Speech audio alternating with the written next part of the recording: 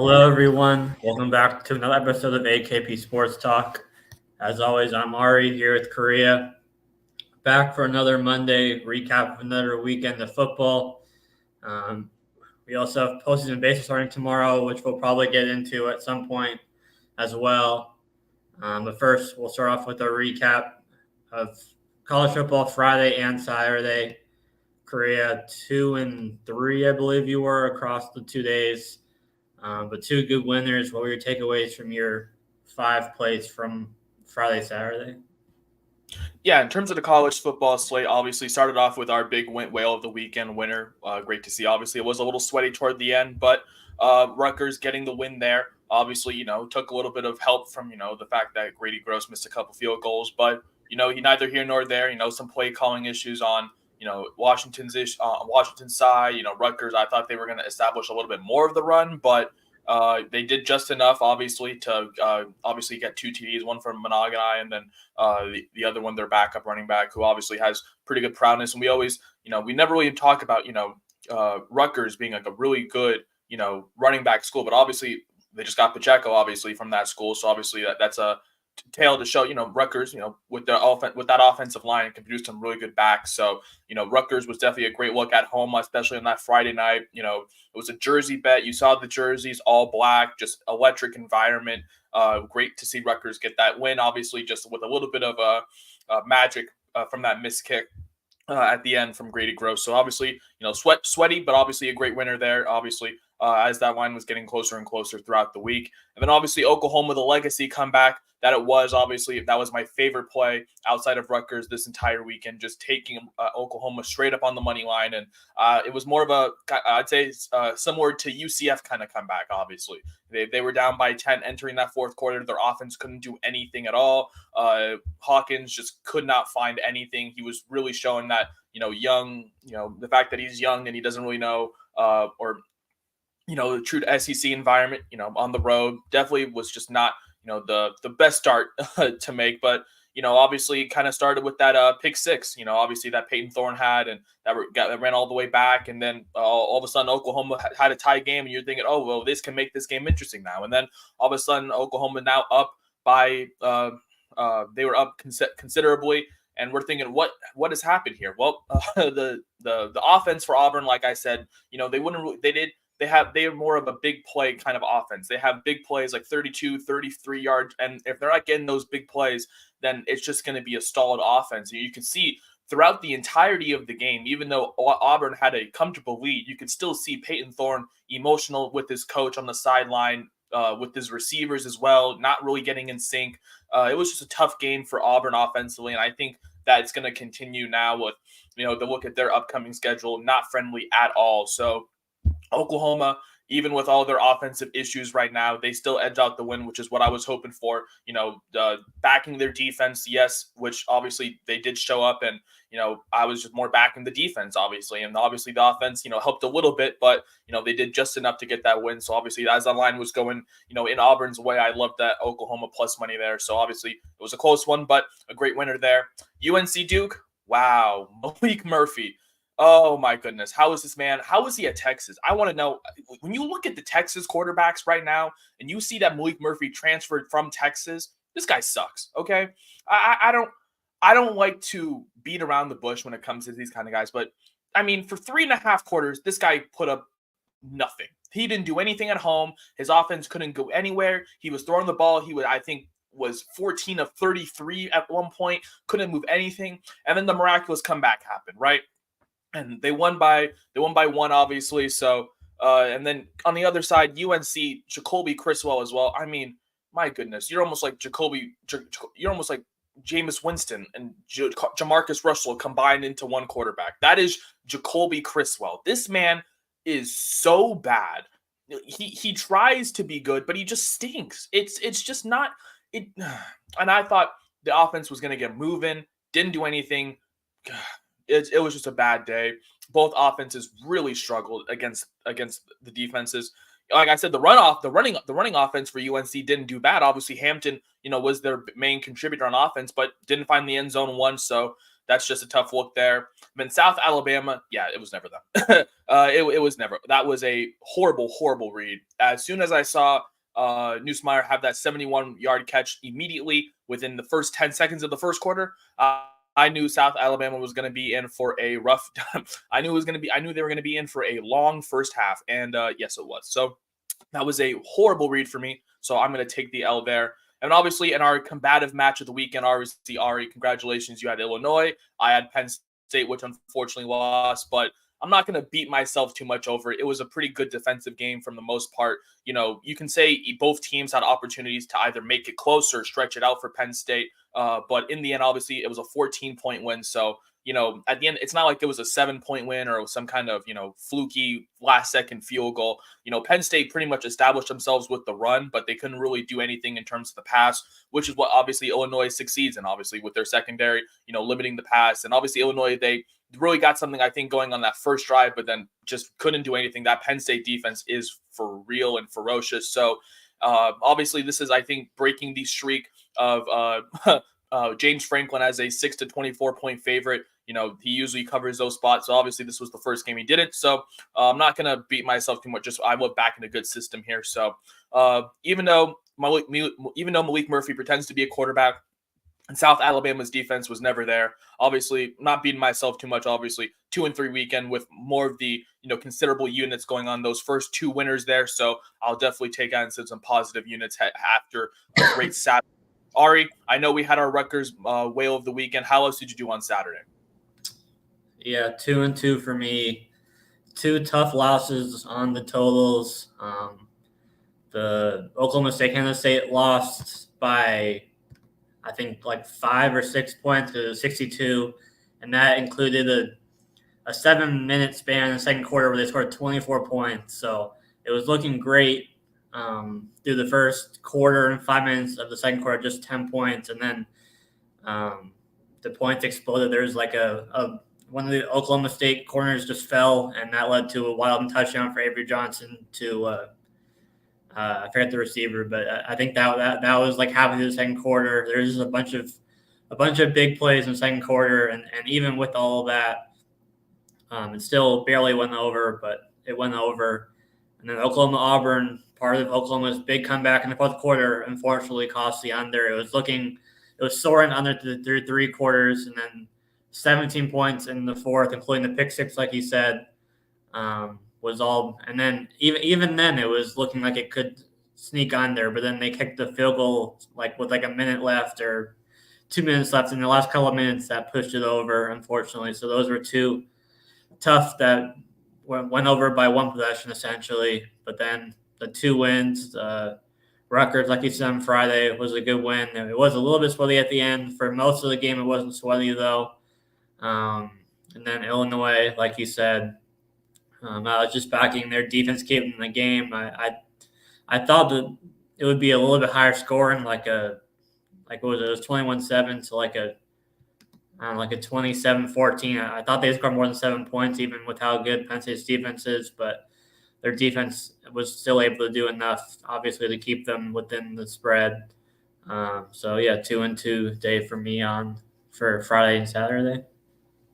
Yeah, obviously shout out to Rutgers. We already talked about it. And then obviously OK State and then Kansas State, obviously tough under for you. You mentioned, 24-point second quarter, just kind of ruined it for you. Some sloppy defense from OK State and, some big plays, big explosive plays. I saw the Giddens run for, I think, like 66-something yards. That's, it's tough to see when you have big explosive plays like that, no tackling. So, that was a tough loss as well for your under. And then in the other game with Oklahoma-Auburn, you mentioned that was a really tough one for you. Obviously, I was on Oklahoma, so I was happy to see Oklahoma come back. But obviously, you were on the under, so you're just hoping for no points. And that's exactly what happened.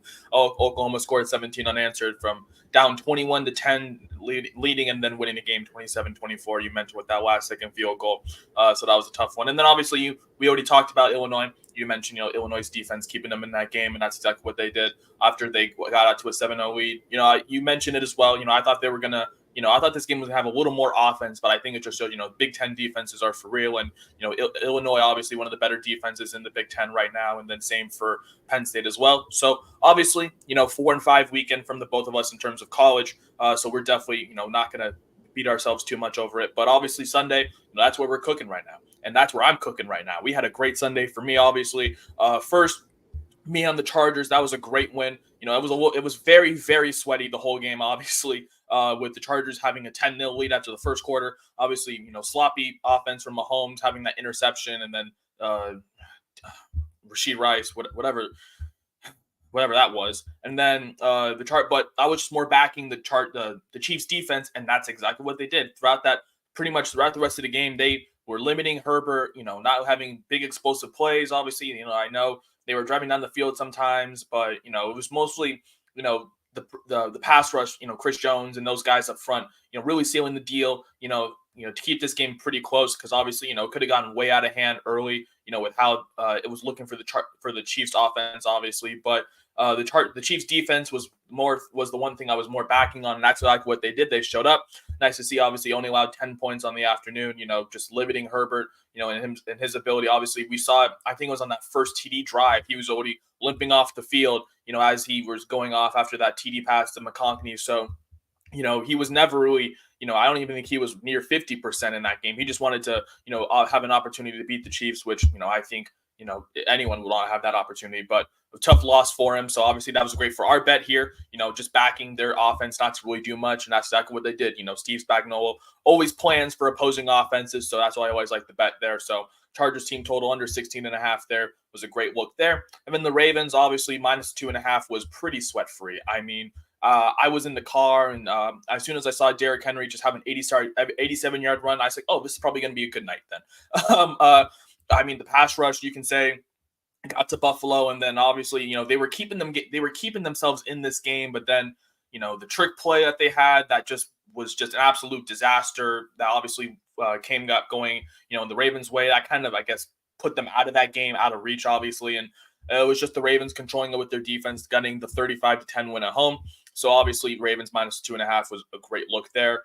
I think the Bills are still a good team. They're just in a bad spot, obviously coming off of a blowout win, on the road at home against the Jags. Now, in a tough defensive battle on the road, I just was backing, the Ravens at home. Their defense, one of the better defenses at home. So that was a great win there. I'll take a 2-0 Sunday, obviously looking to get back into Sundays now. And Ari, I think I finally have found my mojo now, getting back in the NFL after a great Sunday. But Ari, how'd you do yesterday?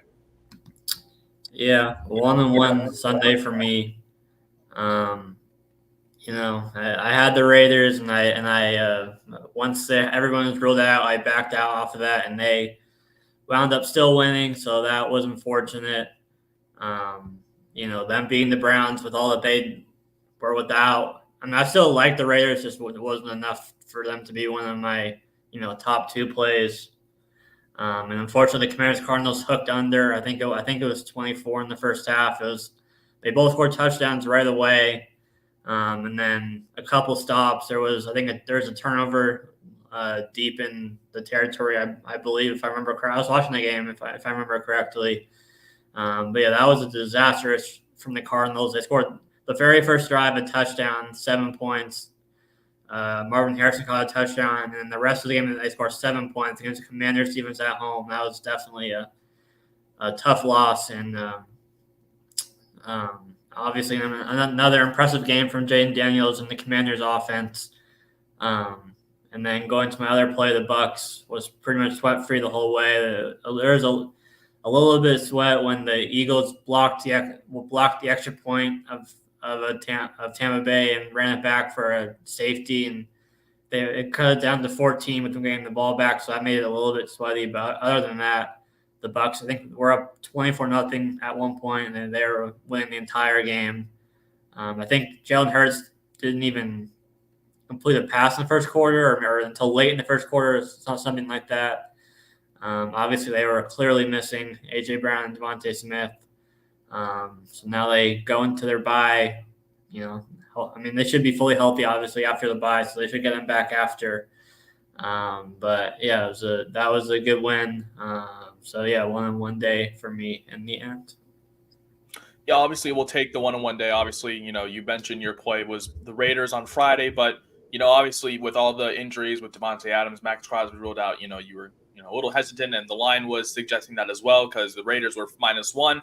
And then as soon as all those guys got ruled out, I saw it as much as Cleveland as -2.5, but I guess that didn't even really matter because the Raiders went outright. And you can point to many parts in this game where the Browns had opportunities to maybe drive or finish in the red zone, or obviously that whatever Amari Cooper did where he caught it and then obviously was intercepted. And then obviously the same later in that game, Amari Cooper had that big play obviously that went into the touchdown, but obviously there was an offensive holding, so there was a plenty of chances for the Browns to win that game. But obviously, your play that you did give out, unfortunately, was an L for you. You mentioned the Cardinals' offense after the first drive with Marvin Harrison Jr. getting that touchdown, just absolutely blanked. Couldn't find anything going. It was all Commanders, and this Commanders' offense is just looking more and more scary as we get through the weeks. Obviously, the trend unfortunately broken now. Trey Sway unfortunately had to punt for the Commanders, getting some punting yards in for him for the first time since week 1. So obviously, it just shows you how good this Commanders' offense is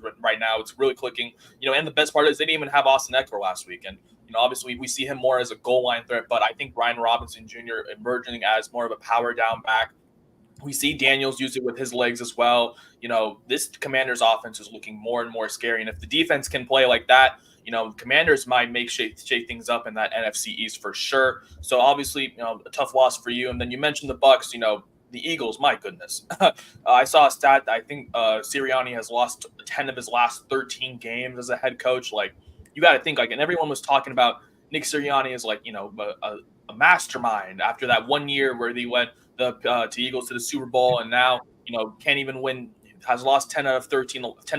Lost 10 of his last 13, which I think is just unbelievable to say. But obviously, you got the Bucs pretty sweat free. You mentioned after whatever the block punt, obviously the 2-point safety, and then the Eagles getting the ball back. But the Eagles offense, it's kind of like a dare for them to actually move the ball up in the first half, because you mentioned Hurts. I don't think he had completed a pass until at the end of the first. I saw, I think, a stat somewhere the Eagles had 0 offensive yards throughout the first quarter getting into the second half. So you mentioned the offensive losses of both Devontae Smith and A.J. Brown, pretty much evident on this Eagles roster, and now they go into the bye. So hopefully they'll be a lot more healthy as they exit the bye. But, just a rough week for the Eagles, obviously, and in terms of a team that they wanted to get revenge on the road, obviously, just another situation with their offensive line just losing because they couldn't get the run going, obviously, with the Bucs defensive line that, one of the best run defenses in the National Football League. So it was just all Bucs all day pretty much for that game. So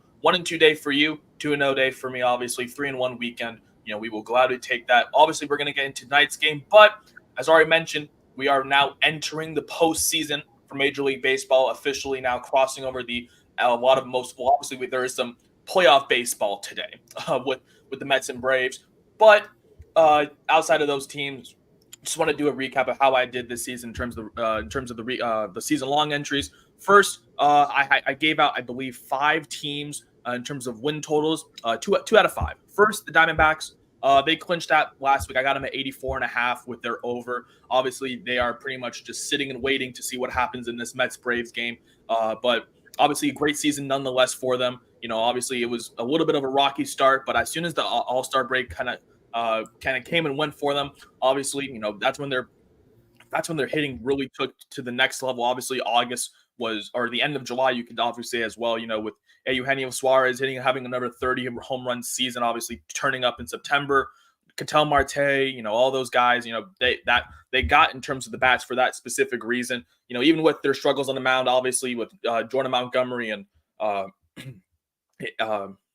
just everything that's been going on with their bullpen in terms of some inconsistencies throughout the season, with Seawald having a little bit of a up and down year, and then we saw some injuries as well, but they still hunkered down, and I believed in this team because of the fact that they were just a World Series team. So, and I know obviously they're a playoff team, but obviously it's more of depending on what happens in today's doubleheader. But I did love the Diamondbacks all season, so that was a great win for me there. And then obviously with Miami Marlins, that was the most sweat-free win in terms of a future I have ever had. Why? Because it cashed with 2 months in the season left. The Marlins were horrible. They tanked. They got rid of everyone at the deadline. They said on to next season. And as soon as that happened at the deadline, after they were already like a 40-30 win team near the deadline, not really that great anyway. They just packed it up and said, see you later. And that's when they really decided to tank. And obviously, when you tank, you lose a lot of games. So obviously that's a benefit for us taking an under on a team. So the Marlins was a great victory there. So shout out to the Marlins, just not really winning at all. I mean, obviously the Diamondbacks, great job as well. But some losers, unfortunately. Ari, this one pains me because if they would have won 3 games, and we talked about this, if it was the Tigers or that game where the Mariners were up 7-0 against the Royals and lost that game. Mariners team total, unfortunately, I got them at 87.5, and they finished 85-77. Like I said, if they won any one of those games where they had a lead and lost, that obviously would have gone over. So, but that just comes, that's baseball sometimes, obviously. So, obviously, unfortunate season for the Mariners, going to the Rays as well. Unfortunate season as well. I thought they were going to be a little more competitive, and at the deadline, I thought they were as well because they didn't really sell. They kind of retooled their whole team, so I thought they were going to be competitive. Nope, they decided to pack it up as well, be a 500 team. So that was a tough one as well. But the team that really pissed me off, the Colorado Rockies, right? Colorado Rockies. This team is so bad, right? And I'm just thinking, okay, we need one win. And that if they get one more win, we're done here. And they're facing the Cardinals and Dodgers for like 9 games. They get one win this week to push the over. This franchise is so bad, man. I'm telling you, I don't know what it is. The Rockies are just a horrible franchise. They have no direction. They just lost their whole offense and Charlie Blackmon, for God's sakes, because he's been their sacrificial lamb for 12 years. He's been doing everything, but they haven't done anything in the postseason. So it's the Rockies, just an unfortunate season. And then going down to the season prop, obviously with the season long entry that I had on Prize Picks, which unfortunately did not hit. Obviously the 2 plays that did hit, shout out to Zach Allen. He got under 195.5 Ks, only finished at 156, and he got injured. But when you're taking an under on a season prop, you kind of root for an under. You kind of root for him to get injured sometimes. So that was nice to see. And then Emmanuel Clase, once again, he hit his save mark in late August. Like I said, the Cleveland Guardians love having Emmanuel Clase in that bullpen because he wins them 40-something games, obviously, just himself. So that was a great winner for me as well. I mean, obviously, all the losers. I'm not going to be I'm not beating up, Michael Harris and Kyle Tucker too much because they got injured. Obviously, Michael Harris got injured like well back in May and then was out till at least late August. So you can't really do anything when you take an over and hits when the guy's not hitting the ball because he's out. And then same for Kyle Tucker. Obviously, Kyle Tucker that was such a good entry too because he was leading the league in homers after like April or May, and then he got injured for a couple months and then came back early September, and he finished with 23, but still a tough season for him. So just a tough season for MLB, obviously. As Ari said, we're going to get closer as we get closer to the postseason, obviously starting tomorrow. We're going to be more dialed in, potentially having some plays sent out on Twitter or whatnot, depending on what we decide to do as we get closer to the postseason. Obviously, tomorrow we have 2 games in the AL with the Detroit Tigers going to Houston and then the Kansas City Royals going to Baltimore, obviously. One of those teams should be the Seattle Mariners, but here we are. So that's another conversation for another day. Obviously, as Ari sighs in disbelief, here I am as well. But obviously, we're going to stop talking about MLB as we get more depressed. Obviously, we got some big games tonight with both of our teams playing. And that's why we're taking the Seahawks on the money line here tonight in this big matchup against the Detroit Lions on the road here. Look, I know Jared Goff indoors is great. I know that Lions offense is great. They're missing their center. That's a big loss. And yes, the Seahawks don't really have that same prowess defensive front as they will have usually with some big injuries. But it's not like the defensive line is just taking a whole step down with that.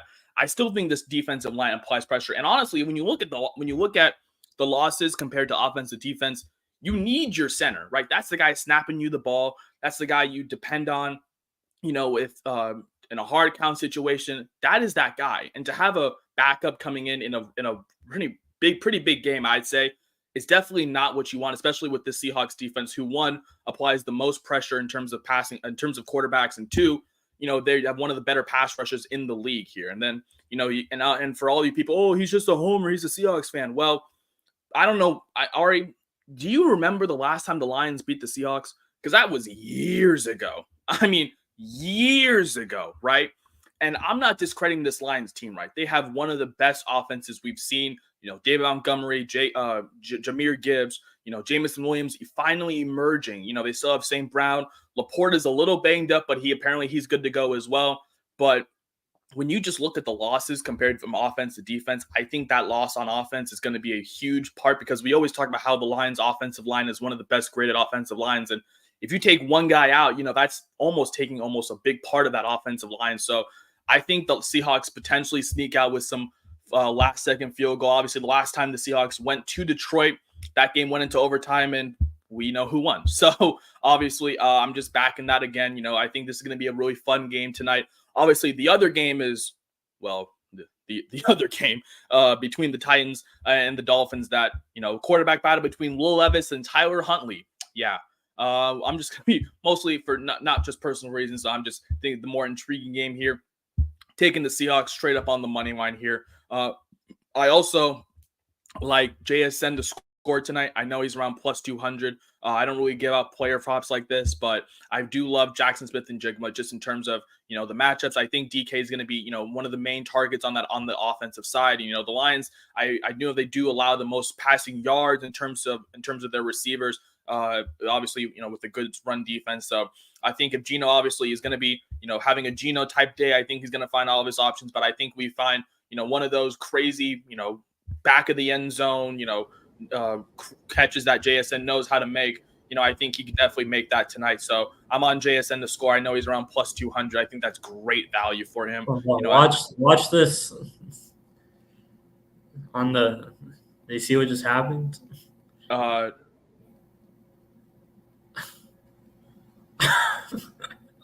Oh my!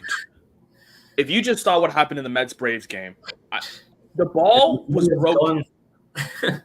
The ball was hit so hard that the wrapping around the baseball came off. It went foul, but then somehow curved back into fair territory. I have never seen only September, October baseball, bro. What is this? But anyways, back to this game here. Seahawks money line. I'm on JSN to score. Also, if you do want anything in that other game, my lean is the Dolphins. I think the Dolphins get away with the win here. Obviously, I'm not liking this whole Tennessee team. And even with obviously the quarterback change for Miami, which I think is a significant improvement, if anything, I think that honestly plays more for the Dolphins, obviously, with having a quarterback who can actually, throw the ball and use his legs as well, and, has been to a Pro Bowl. And I know people are like, oh, Tyler Huntley had that one Pro Bowl year. Didn't really, who cares? He had a decent year. He's a Pro Bowl quarterback, and Will Levis on the other side. God, if you're putting money on Will Levis, I am so sorry. So if you want anything in that game, I like the Dolphins. But for this game and this game only, obviously, the game I was targeting, obviously back in my Hawks here. I love them in this spot today. Obviously, just with the offensive line issues with Detroit, obviously missing Ragnow, that's a huge loss for them. And even though the Seahawks defensive line is missing some key defensive guys, I still think that secondary obviously plays a big role. I'm excited to see Amon-Ra St. Brown line up against, Devin Witherspoon or Week 1 or, whoever he's going to line up against. That's definitely going to be a fun matchup to see. But I think the Seahawks escape with a win here, obviously, on Monday night. So that's my one only play tonight. Obviously, like I said, I'm sprinkling JSN to score. I know it's around plus 200 on most books. So those are my two-ish kind of plays for tonight. Ari, I know you're on the same way as me. Why are the Hawks winning tonight? Yeah, I mean, obviously there's some big losses for both sides. Mostly defensive line for the Seahawks, and then offensive line for the Lions, as well as their top corner, Brian Branch, was added yesterday due to an illness. Has added to the injury report as questionable, so we'll see if he plays. Obviously, he would be a big loss as well. But even if he plays, I think Geno will have his way. Last year when the Seahawks played the Lions, they really limited Aiden Hutchinson. So if they can do that again, obviously that would be even better. Like you said, I think it's a bigger loss to lose your center than it is to lose a few, pass rushers and defensive linemen, because, with the way McDonald's scheme is, he can create pressure, from other guys. And even though it'll be most of the second unit on the defensive line. It's still good enough, I think, to be able to put pressure on Goff. And the last couple of weeks, this hasn't been the same extremely explosive Lions offense that we saw last year. If you put pressure on Goff, you can force a turnover or two, or you can force a bad pass. So for me, the big thing for the Seahawks is to get the lead early and not let them establish the run game and waste clock. I mean, even with Ragnar, their center, out, they're still going to try to run the ball, and they still have arguably the best running back duo in the league with Gibbs and Montgomery, obviously. So, I mean, I think it's going to be a close, competitive game throughout, and like the last 2 years have been, of one possession coming down to the wire. But push comes to shove, the Seahawks scored 37 last year, respectively with Shane Waldron. Now you have a more creative offense, creative play caller with Grubb. So I like the Seahawks to go into Detroit and take care of business and stay undefeated. Yeah, you mentioned the one key thing I forgot to add was, the Seahawks went into Detroit last year, scored 37. That's with Shane Waldron. We see how, how do I put this lightly? How controversial he is in Chicago right now. And, obviously Ryan Grubb, new play calling system. We've seen how this offense looks compared to night and day in Seattle.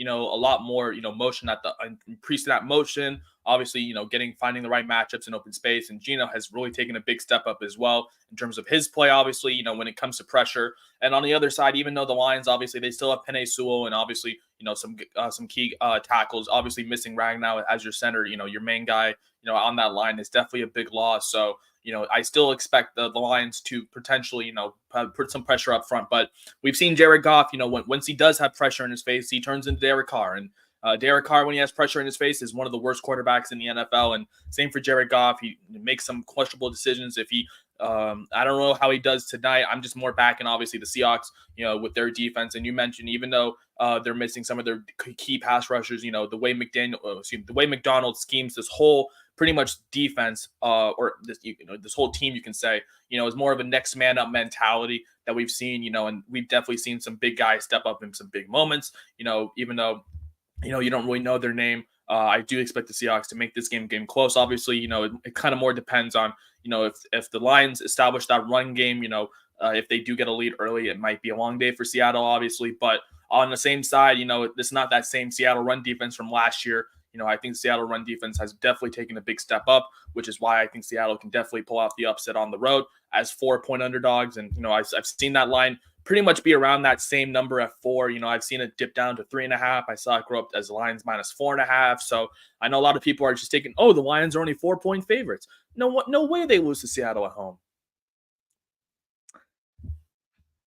Ari and I both taking our Hawks here on the money line, our plays of the night here. Obviously, I'm also sprinkling Jackson Smith and Jigma to score. I know he's around plus 200, around 1 plus 80 to 200. So wherever the value is, best value is on whatever book you're using. Find that. Obviously, you can find all of these bets on our Twitter below, AKP Sports Talk. We'll have our best bets for tonight, obviously posted momentarily. That's going to do it for this episode of AKP Sports Talk. At Ari, I'm Korea. As Ari mentioned, we may have some postseason baseball. Obviously, we do have postseason baseball, but we may have some videos coming out.